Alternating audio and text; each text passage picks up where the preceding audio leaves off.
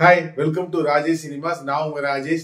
So இன்னைக்கு இப்ப நம்ம என்ன பார்க்க போறோம் அப்படின்னு சொல்லி கேட்டீங்கன்னா, குட் பேட் ஆக்சுவலி ட்ரெய்லர் வெளியாயிருச்சு.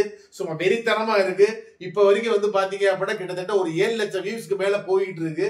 வந்து வேற வேற லெவல்ல இருக்குன்னே சொல்லலாம். ஓப்பனிங்லேயே வந்து பாத்தீங்க அப்படின்னா ஒத்த ரூபா தார அந்த மியூசிக்கை போட்டு நம்ம அர்ஜுன் தாஸை காமிக்கிறாங்க. அதுக்கப்புறம் நம்ம ஏகே காமிக்கிறாங்க. ஏகே சொல்ற டயலாக் வந்து பாத்தீங்க அப்படின்னா, ஃபர்ஸ்ட் வந்து எனக்கு தம்மு பிடிக்கல, நான் விட்டுட்டேன். என் ஒய்ஃபுக்கு வந்து தண்ணி பிடிக்கல, விட்டுட்டேன். என் பையனுக்கு வயலண்ட் பிடிக்கல, விட்டுட்டேன். ஆனா இப்ப வேற வழி இல்ல, திருப்பி என் பையனுக்காண்டி அதை எடுக்க வேண்டியதா இருக்கு அப்படின்னு சொல்ற டயலாக்லாம் வேற லெவல்ல இருக்கு.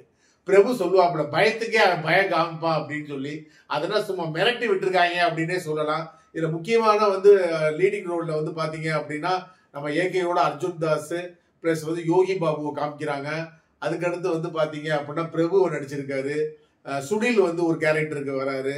அதே மாதிரி இதுல ஒரு மிகப்பெரிய ஒரு இது என்ன அப்படின்னு கேட்டா, த்ரிஷா ஆல்ரெடி உங்களுக்கு தெரியும் பேர் அப்படின்னு சொல்லி, கடைசியில நம்ம சிம்ரனி காமிக்கிறாங்க.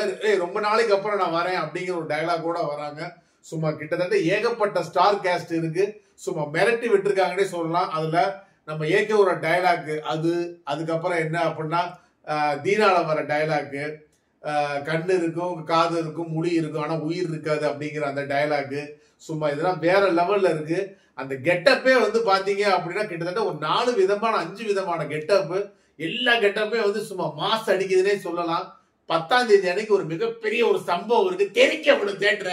ஸோ ஜிபி அந்த பாட்டு ஆல்ரெடி 2 பாட்டு வந்து மிகப்பெரிய ஹிட்டு.